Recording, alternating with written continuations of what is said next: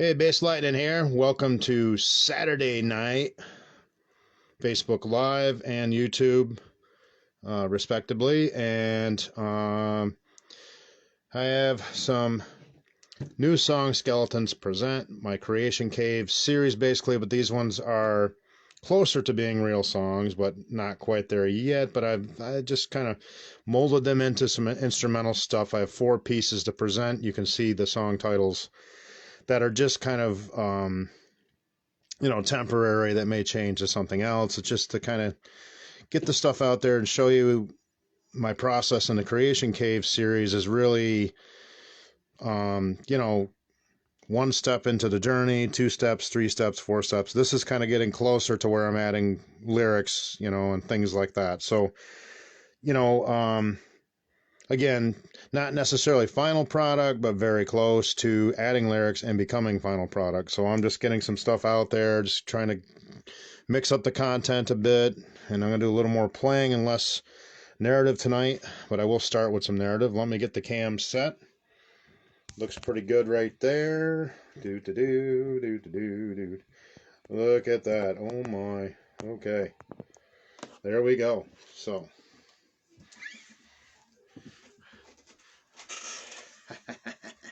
Hello.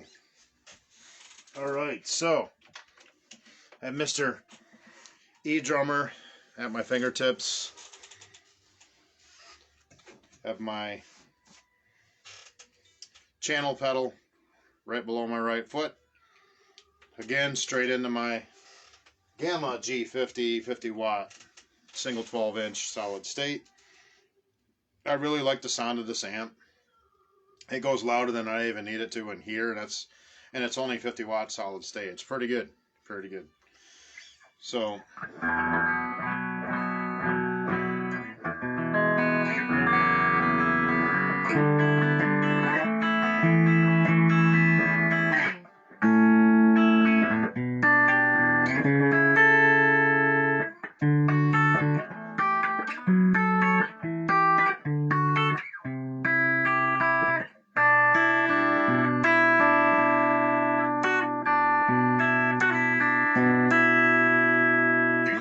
I got my clean sound set. I've got my dirty sound set. Everything's clean or dirty always. So be sure to go back and check out my Street Muscle Diaries video from earlier today, where I'm doing car wash versus hand polish on my Scat Pack. And I'm just giving you my point of view. I'm not a professional detailer or anything, but that's my impressions. Save you some money, not having to go to the car wash so often. You just, to each their own. You can take it whatever direction you want, but that's my impression, my method that I do to keep my Scat Pack clean, each muscle car season. Have to do it quite a bit more often because I live on a dirt road, so as soon as I drive down it, now I've got road dust on it. Type of thing, So, getting right down to business, my song skeleton creative process in the Creation Cave series that I'm doing. And if you go back to like part 1, chapter 1, chapter 2, chapter 3, if you go back in the earlier videos and my content in there, you can see where I have like bits and pieces. I'm not playing the same songs that I played in those videos. I'm not just repeating the same thing, showing you one song's whole process. I'm just throwing a bunch of different stuff at you that comes out of my lab here. Some of it gets put in the final song. Other arrangements end up just sitting there until I'm ready to put something together with it. Other stuff just kind of gets lost in the cosmos if I don't see a value to it. It's just something I created at the time. There's a multitude of reasons, and kind of get filtered through one method, which is really just writing my own material because I love original hard rock, and this is my favorite thing I've ever done in my entire life musically. Cover bands, they're great and all that, but they're just, it just doesn't do anything for me. You know, it's fun to get out there on stage and make people dance and all that, and I can do it pretty much any time. All I gotta do is put my name out there. Somebody will hire me. You know what I'm saying? But or whatever. But that stuff's just in the future. I've explained this before, but in the future, if I do it again, I may just run it myself, like I did before years ago, from home base, and then people can come to me, and then I'll just drive to the shows and whatever. If I'm going to do it again, I may do something like that down the line. But as it sits right now, I'm perfectly fine with being a studio hermit going into this fall. I did some shows this past spring, and then before that, I did some shows before the pandemic, into the pandemic with Pistol Pete. And I released some videos from a few of those shows, and also some of the rehearsals, so you can go back and check. That's way back. Probably be better to go to my YouTube channel for that. You can see Pete Young and special guests, Pistol Pete and the Sauce. That's basically what the band was called. That was live though, in front of a pretty good sized audience there. I don't know, it's like 50, 60 people there. You can't really see them all there, but the place was pretty packed. Every time we played there, we rocked that place. The venues, whatever venues we played at, that's Pete is a good front man, and he's a good blues rock guy. He's a songwriter. He's also a good guitarist, accomplished. Be sure to check that stuff out on my YouTube channel. Go back, you gotta have to go down through the video history because it's been a few years. It's not gonna be right there in front of you. You gotta go down through my video history, and you'll see it. It'll say, Pistol Pete and the Sauce, or Pistol Pete and special guests, Basslightning with Pistol Pete, that type of thing. You'll see those videos in there. Some of it's live material out on stage. Some of it's just, rehearsal stuff, like single song or whatever, or double song. It's just various pieces. So that was the last thing I did. And then before that, not to go through my whole entire band history, but recently I've done some shows, is my point. Over the last few years, I have done some shows with a couple different projects. Right now, I'm enjoying Basslightning, which is kind of like a derivative of August Theory, obviously. So we'll get right to it. And I have 4 pieces to present. I don't know if I'll do them back to back or if I'll just stop and do some narrative. We'll see how it goes. I might just play through them and call it good. Let me do a cam check before I get started so I don't go through this whole thing and then it wasn't recording or some kind of issue. That's not cool. So, all right, where are we going here? That looks pretty good. Looks like we're still live. We're still going. So, excellent. Live and direct. This is live. This is not pre-recorded. So, you're getting me as you are getting me right now, in the moment, on a Saturday night in northern Vermont. Here I am, in my humble little studio hermit abode, aka Darkanica. Darkanica is basically wherever I go and set up a studio and create my music. Used to be Stream Dream. That was at the old location.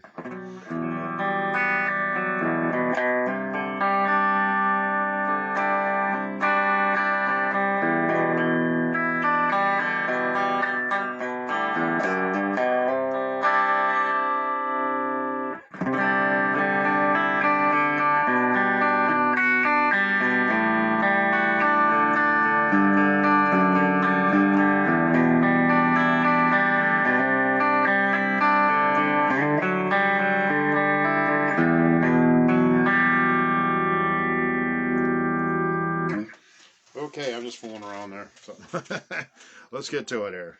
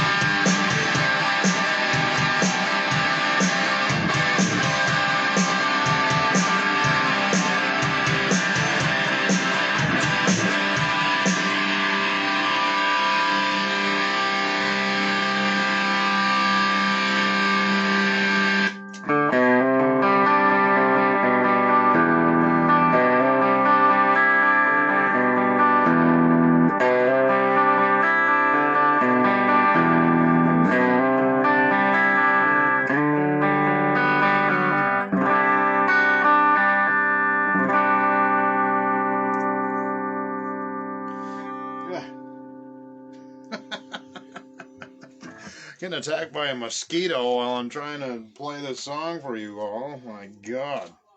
Kept coming by my ear and I could like hear it buzzing in my ear. I did not want him to land on me and bite me. I really don't feel like getting bit tonight if I can help it. I've been bitten by enough mosquitoes this summer. I don't want to get bit anymore. So here we go. Yeah, so let's see where Mr. Mosquito is. I don't see him around my head anymore. I don't see him. Maybe I moved around enough to shoo him off. Or maybe he's biting me somewhere on my body where I can't see him and he's sucking my blood. Blood, blood, blood. Little vampire. Well, it is the season for vampires. We are almost in October here. Another week. Of course, I'll probably be sharing this on my channel forever, but this is when it's actually being broadcasted live and direct. Now, if I wasn't being attacked by a mosquito, then it wouldn't have, that's okay. I once had a girl, I was playing, an Elvis song. I was playing bass on stage, performing at a place called Casey's in St. Albans. It's not there anymore. I think there's a state building there now. But we used to play here once a month for like years. Played there like 30 times, So we were playing along, thumping along on stage here, and this girl who I only knew on, what was that?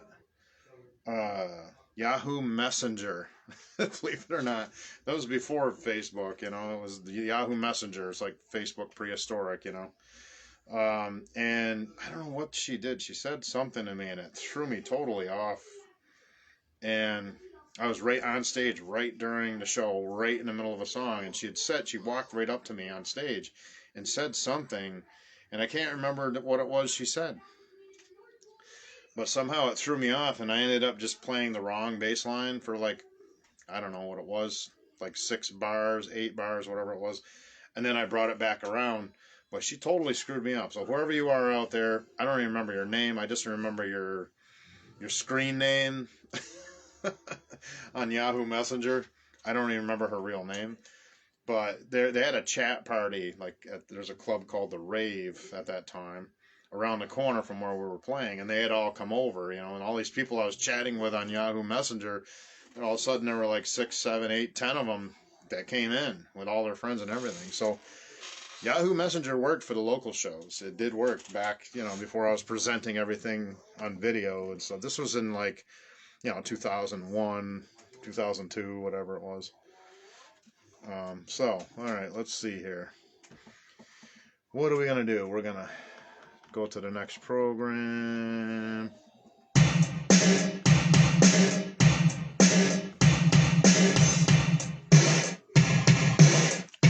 There we go.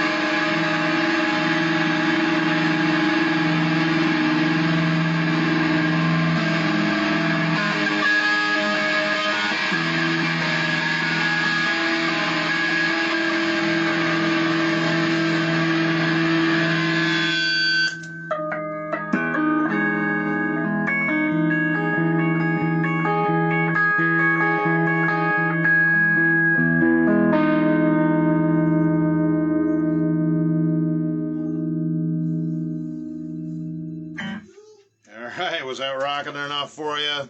Cyberland virtual stage. How about that? You don't hear that coming out of the local bands here. Nothing that good and nothing that heavy. Alright, let's go to my other sequence here. I lost my train of thoughtness. My thoughtness train.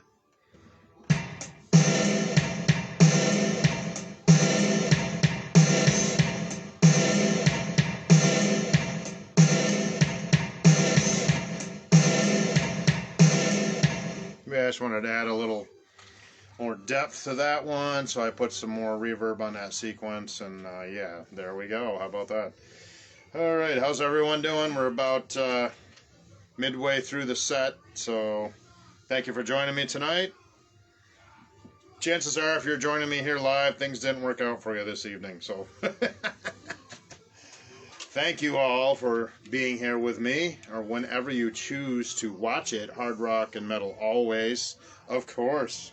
You know me by now, I would hope. You know the drill.